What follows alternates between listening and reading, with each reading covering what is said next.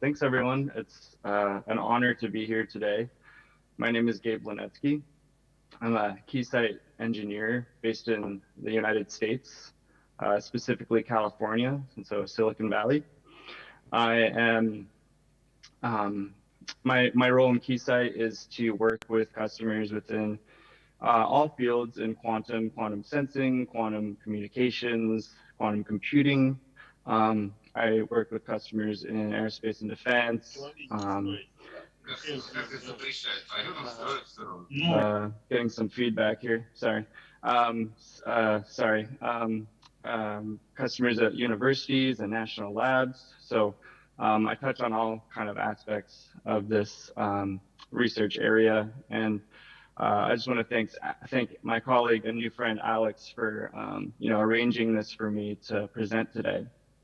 So what I hope to cover today is mostly focused on quantum sensing and quantum communications. As I understand it, you guys have interest in those two fields. So I'm going to go through several use cases, examples of quantum sensing that I find interesting, and I hope to explain some of these types of technologies to everyone, and I'll be prepared, hopefully be prepared to answer some questions at the end. Um, so jumping into quantum sensing.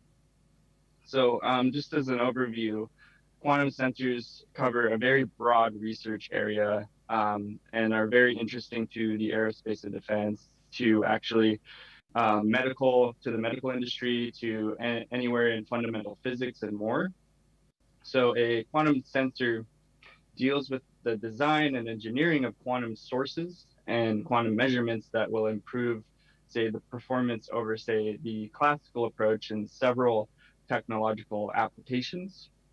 So quantum sensing is a wide field, as we know, and can fit into various sensing categories such as timing, acceleration, and magnetic field measurement, imaging, rotation, temperature measurements, electric field measurements, and overall detection and communication. So within these categories, there are several sensing technologies that are used in a variety of applications.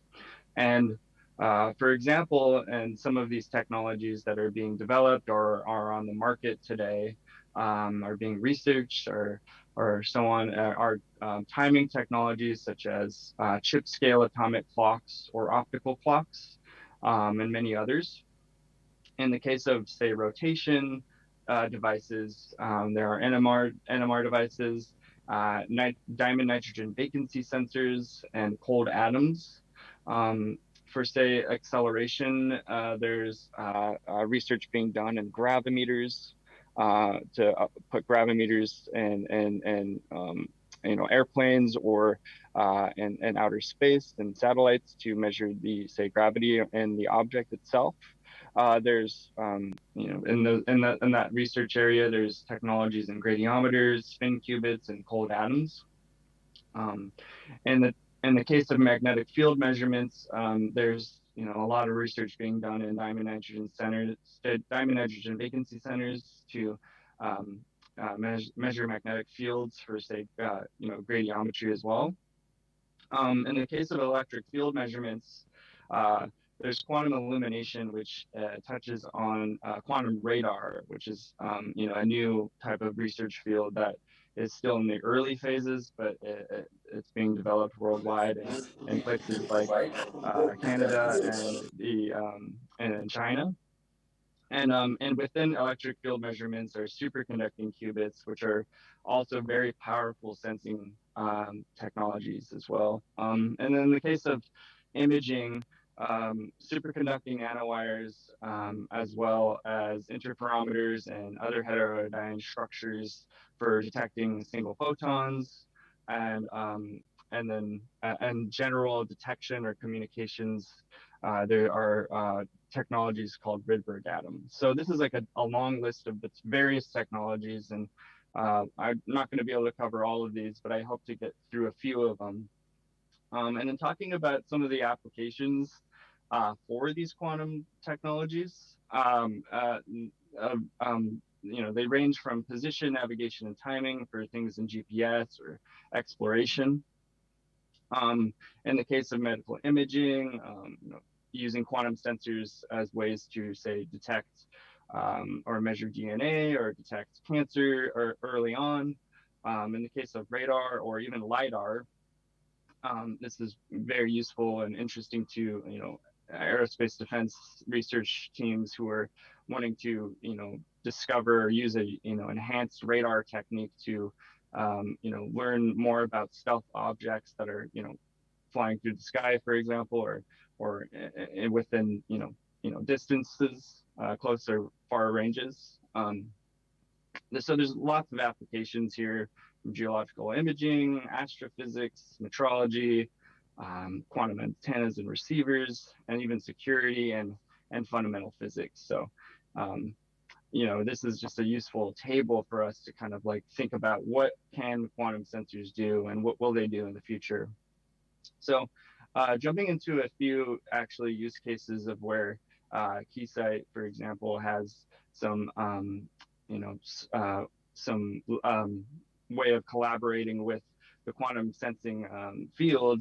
So in this example, this is a research that's being done at the Department of Energy in the United States at one of the national labs called Fermi National Lab, and in collaboration with the University of Chicago.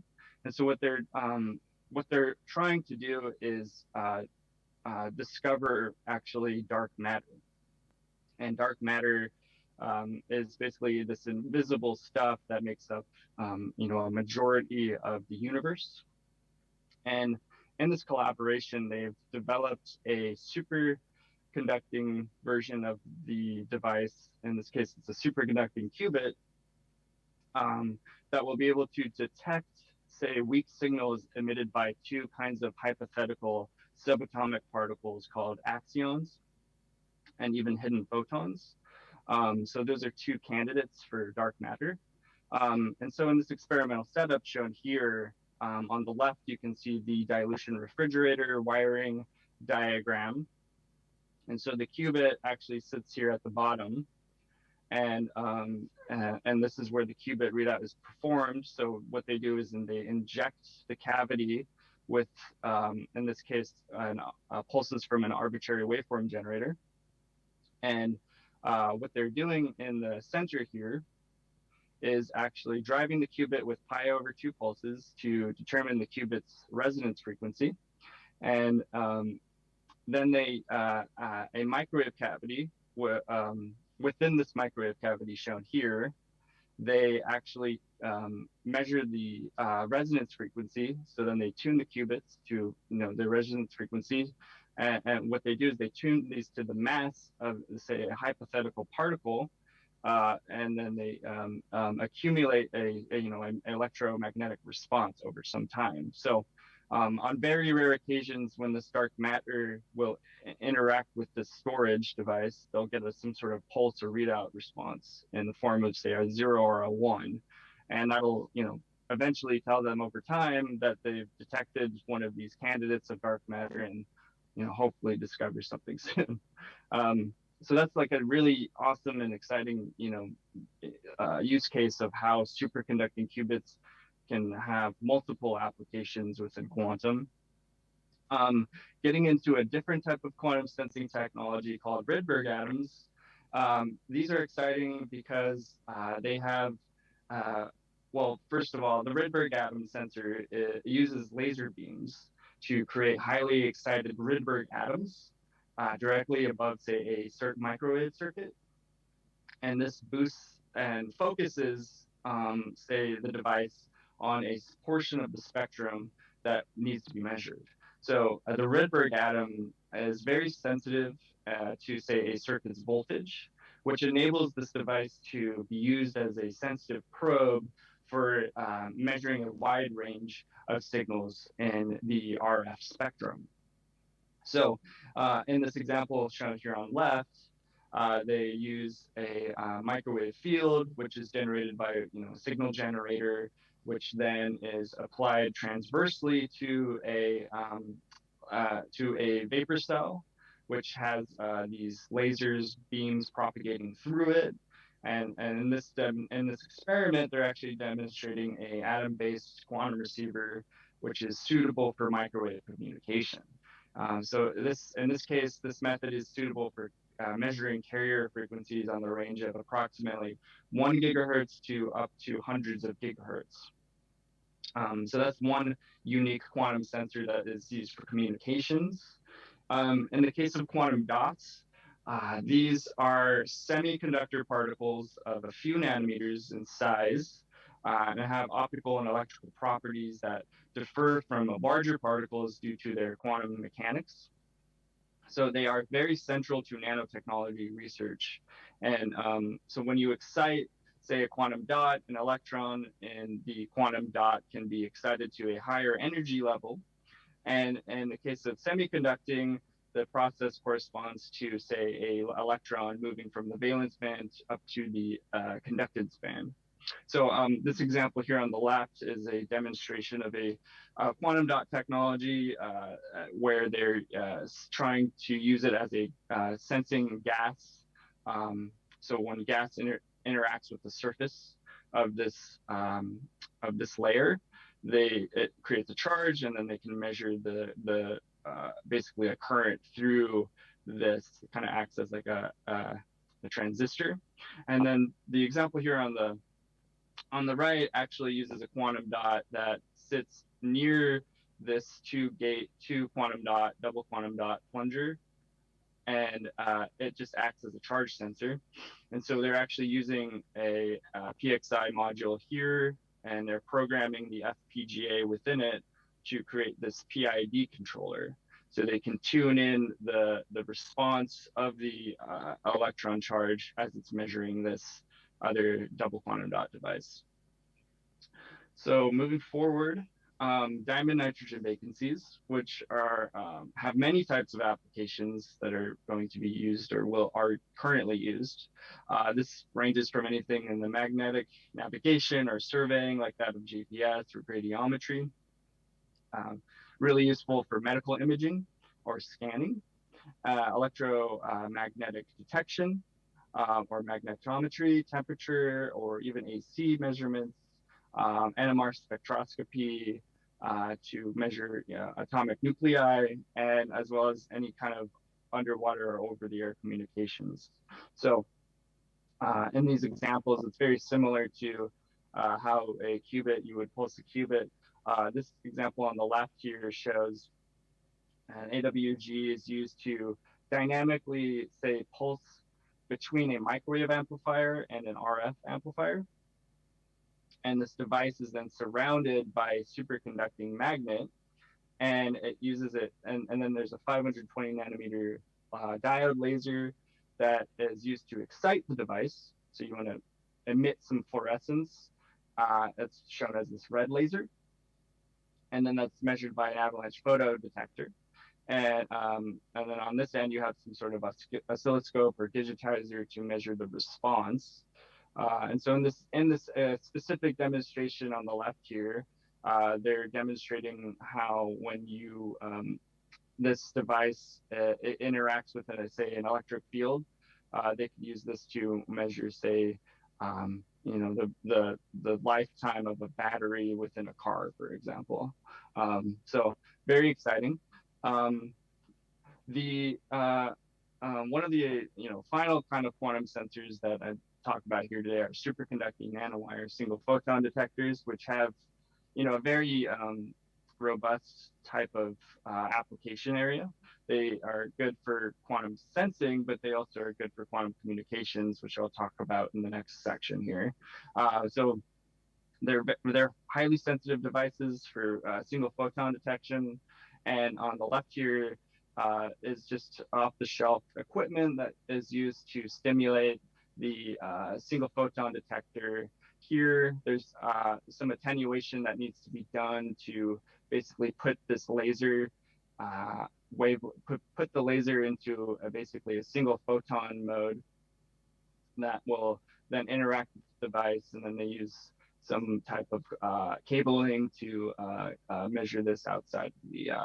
And so they use a single photon counter within an oscilloscope to measure the response and performance of the single photon detector device. So lots of applications for quantum sensing. And furthermore, we'll talk a little bit about quantum communications. I understand from my colleague Alex that you're doing a lot in quantum communications, which is really great. So I'm going to try and get through some other examples here. So today, as we know it, sensitive data is typically encrypted and sent along optical fibers and other channels together in the form of digital keys that are needed to decode this information. So quantum communications takes the advantage of the laws of quantum physics to protect this data. And the laws allow these particles, typically in the form of photons of light, for transmission along, say, these optical fibers that take on states of superposition, which means that they can be in multiple combinations of ones and zeros simultaneously. And the beauty of this from a cybersecurity perspective is that if a hacker tries to observe them in transit, then they will then fall or fail. The states of the quantum, or the qubits, in this case, these are going to be qubits in the form of 1 and 0, will collapse. And so this means that they can detect when a hacker tampers with these qubits, leaving some sign of detection. So there's lots of companies and national labs worldwide that are already taking advantage of these properties to create these quantum networks. In the United States, Fermi Lab, National Lab, as well as Brookhaven National Lab, and many more. So there's a lot being done already. And what's nice is that a lot of these experiments can just use off-the-shelf equipment. So just for reference sake, quantum key distribution is the process of sending encrypted data as classical bits over these networks. And while the keys, while the keys to decrypt information are encoded and transmitted in a quantum state using qubits. So there's various protocols that are being studied. One of the widely known ones is BB84. In this case, this is typically called Alice and Bob experiment. And so what's going on here is Alice is creating an encryption key in the form of qubits, which are then polarized in multiple states that are represented in individual bits of the state shown here. So Alice encrypts and then sends her key, or sends her information over to Bob through an optical fiber. And what's going on here is that they compare the measurements, and in this case, it's a form of comparing these is called key shifting. And Alice and Bob can then establish that they have the same key here. And as the qubits travel to their destination, they can have some issues that cause them to collapse, and this is usually called decoherence. So to account for this, Alice and Bob then run a process called quantum key distillation, which involves calculating whether this error rate is high enough to suggest that a hacker has tried to intercept the key. In this case, this is our hacker. So if it is hacked, they throw away the suspected key and then keep generating new ones until they are confident that they have a secure key. And then they use their keys to decrypt the data that's sent over, say, a classical line, and then they have their information. So currently today, there's difficulty in sending quantum information over very long distances. So one technology that the field is trying to tackle here are quantum repeater measurements. And these are like way stations that will extend these quantum states over long distances. So being able to amplify a quantum state without it collapsing is very important, demonstrating the success of quantum key distribution. So in two use cases here, we have from the University of Toronto, Twinfield quantum key distribution, which is a very, I think, new method of implementing very long distance secure communication. So in Twinfield QKD, the information is encoded in the phases of the optical pulses, which are then prepared by two users, and then that want to establish a secure communication link. And the secret key is then retrieved via a single photon interference measurement, shown here. And then these basically they're able to send and communicate over very long distances. So I think I'm running a little over time here, but I wanted to just talk about another type of quantum key distribution technique called quantum teleportation, which is another protocol kind of similar to BB84 here, which is achieved to perform Bell state measurements between a qubit and another that forms a entangled quantum entangled Bell state. So in this example from the California Institute of Technology and Fermi National Lab, they demonstrate quantum teleportation using time-bend qubits at conditioning at this 1536 nanometer, shown here within this device, nanometer laser wavelength, and they're able to essentially accomplish a fiber-coupled devices with off-the-shelf optics equipment. And so this is a diagram that shows how between Alice, Bob, and Charlie, they can achieve this quantum teleportation protocol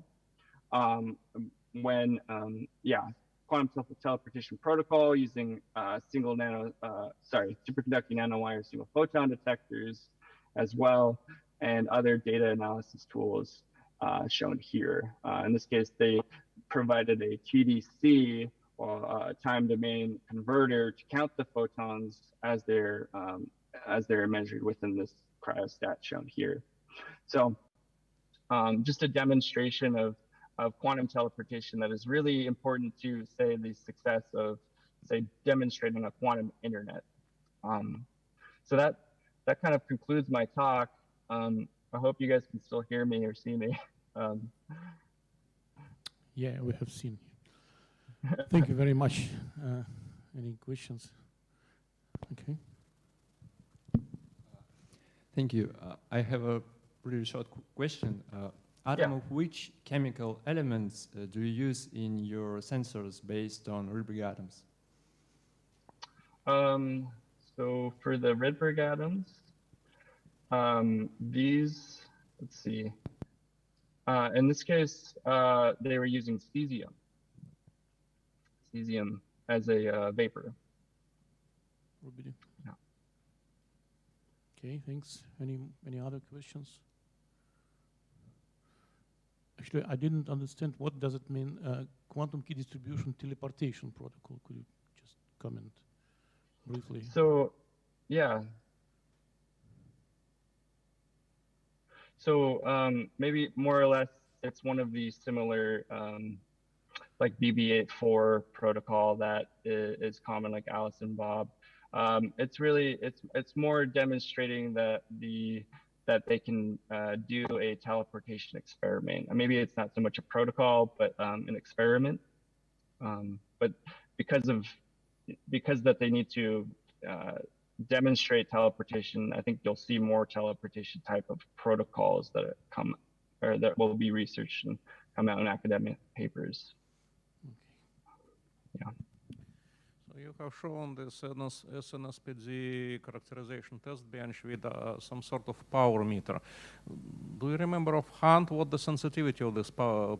Is this photodiode-based optical power sensor? That is a good question. I would think so. I'd have to check that. So usually when you buy like an unusual, not too expensive photodiode-based sensor, sensitivity is around 1 nanowatt, maybe a fraction of a nanowatt. Right. Is this one better, or is it about that level? I do not have the performance or specs on the top of my head. I would say that because it's off the shelf, it's probably comparable to to the ones that are typically used in other, bench tests or like labs that are involved lasers. So. Okay. So, Gabe, thank you very much once again for the nice talk. Yes. Great. Yeah. Thanks for having me. Yeah. Bye-bye.